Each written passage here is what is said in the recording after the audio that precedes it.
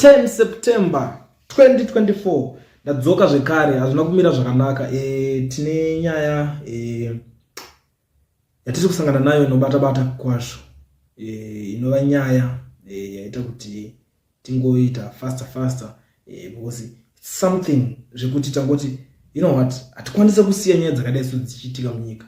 Tobva taramba takanyarara, and the next thing zvicharamba zvichingoitika zvobva zvasvika pakuzoitika even kwauri iwe uri kundoona. It's something chekuti zvinogona kungoitika to anyone. So gara walike this video tionesane zvinhu zviripo paground, nekuti zvinhu zvakaita sezvizvi zvatikwanisa kusiya zvichingoitika. Nyaya ndano yakamira yakadai so. Pari kunzi the Gogotkoff citizens who were arrested on August 15 have finally been granted bail. They were asked to pay $200 bail fee each. Although they are set to be released, the $200 is too much for these individuals, especially looking at the country's situation. They were being represented by Zimbabwe human rights lawyers. And then the other thing, chikuitika ndechekuti pari kunzi timu rekwana Jameson Timberlake risati rabuditswa, vari kunzi vanofanira kuzodzoka ruling yavo yapostpone vanozoya musi wa 11 September. Ndo nyaya dziri kuitika. Zvinhu zvanyatsondibata panapa kuti this regime yasvika pakuita kuomesa zvinhu zvekusvika pakuti munhu ari kubhadhara $200 bail. What they are trying to do, vari kuda kutraya kunyatsochikidzira vanhu, kuintimidate vanhu to the extent yekuti iwewe ukazonzwa wanzi pari kuitwa zvekunzi ningi must go or anything chinenge chakungoitika, haudi kana kuzvinzwa futi.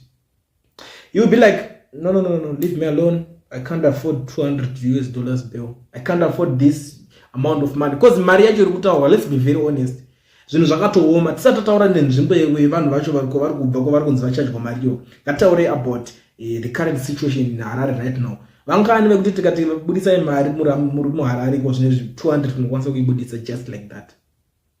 Vangani nemaomero akaita zvinhu waya. Vangani kuti kuti panapa takukuningira $200. But these people, they know vanotonga zvinhu zvanyatsoziva kuti ivo kusati kwavo vapfumi, saka vanongoti iwo murombo kada kuzongobuda uchitaura kuti anyway zvinhu zvatiomera munyika komanga madii madai so.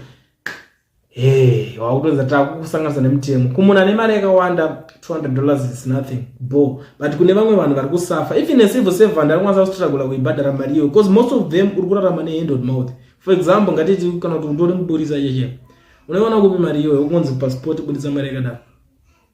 Maconditions mararamiro mawaniro acho ari kuita vanhu uchitambira $200 something kana kuti or something. Because for example, ngatiti munhu anonzi ari kutambira mari kwanaita kana tingati ngatikonchero munhu anotambira $300 per month, akwanise kuiafforda mari iyo. I'm telling you, akwanise kuiafforda mari iyo, because zvinhu zvake zvese zvanenge achingoita ma-hand and mouth zvobva zvatopera zvakadaro, otopedzisira asisina kana senti.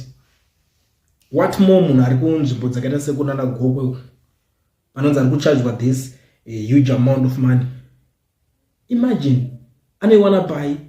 Ngatarise life kazhinji yekuti vanhu vanenge vachirarama, especially kunzvimbo dzakaita sana Gokwe kune dzimwe nzvimbo, usaite zvekuudzwa, chimboita zvekusvika kuone kuti vanhu variko vanorarama sei. Vamwe vacho vanenge vachitobuda kuti ndakana kunoita mari icho chaicho kuti atry kurarama. But this year hakuna, is a different story. Hakuna zvekuti munhu ari kuzaronda kumari icho. Kuna drought, El Nino, everyone anenge atori broke, asina kana senti. Ndozvinhu mamirira zvinenge zvakaita. Obvanza kubhadhara $200.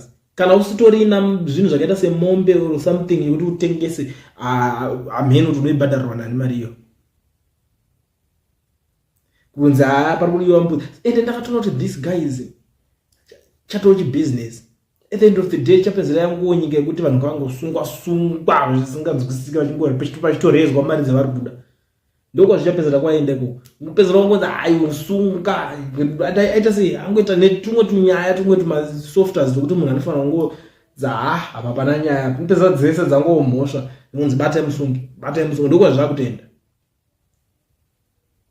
Because tingati tiri kuenda kupi zenyika chimbonditaurirai madhiri api ekuti unenge uchiita iwo ungonzi wangobuda. Those guys havana kana chinja vakamboita what they did, vakangonyora zvimaplakadi vakabuda vakabata maplakadi akadai so vachitaura kuti kobudisai vamwe vanhu vachitaura vachiita demonstration vachitorwa kavidhio vachiita zvavaita izvo zvemademonstrations ndokutoteerwa ndokubatwa vese just like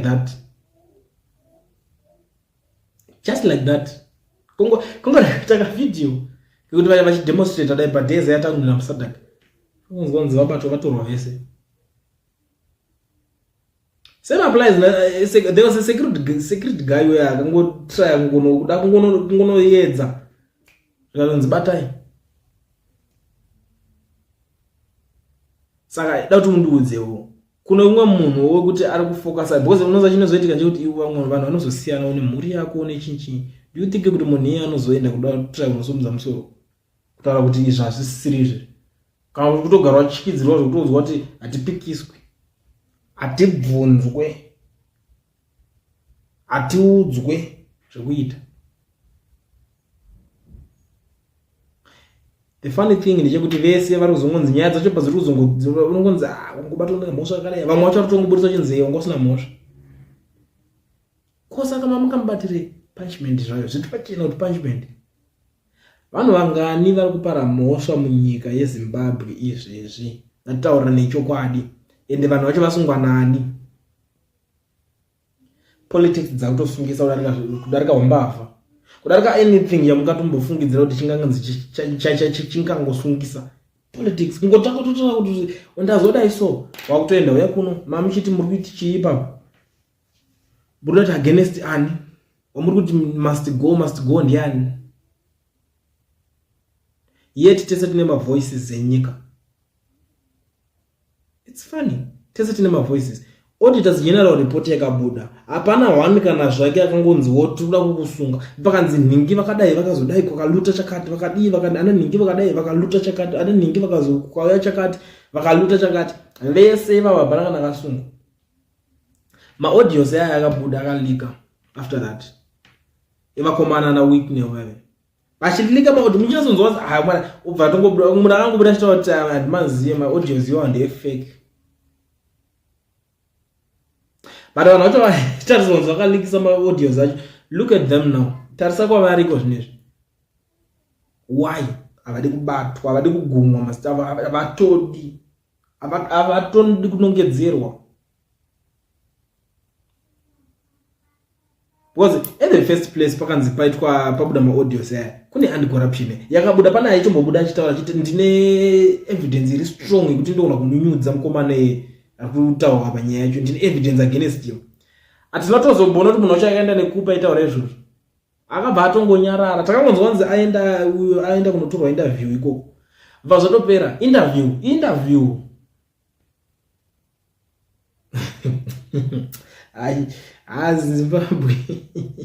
Zimbabwe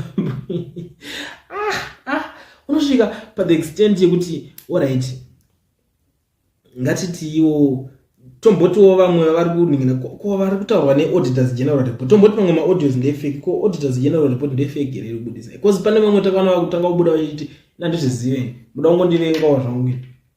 Auditors General report yacho as if yagadzirwa nemunhu weopposition. Unongonzi kwakati kwajigwa mari yakati saka kwakati kwadai avatorwe vavo teki nevarombo munhu ari kugoko zvake ari kunyazoona kuti nhamo ini yandirova rekedza ndibudewo ndimbotaurawo something zvimwe zvacho zvinenge zvanyanya since munhu wese ane voice everyone ane voice rekuti ataure zvinhu zviri kuitika as long as ingori Zimbabwe chete zvinhu zvemuZimbabwe munhu wese ane voice ikodzero dzevanhu vese vemuZimbabwe kuti vabuda vachitaura kuti izvi zviri kuitika izvi hatisi kuzvifarira zviri kuitika izvi but izvozvo ndo zvimuri kubatirwa izvozvo hamusi kuvhumudza kuti mutaure zvakunetsa asi mukatonzi kune mbavha dziri kuba hadzina basa iwo ndo unenge watowesi pane mbavha yabaiwa at the end of the day zvinonzi aiwa vanoregerera